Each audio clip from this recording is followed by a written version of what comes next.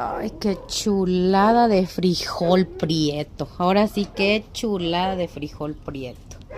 No, no, no. Desde que tengo esta chimeneíta, pobremente, ¿verdad?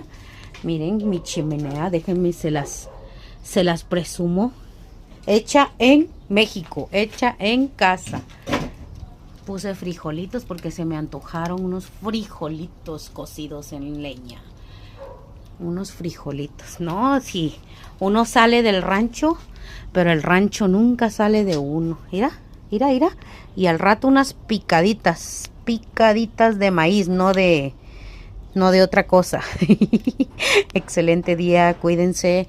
Aprovechen todo lo que Dios les regala.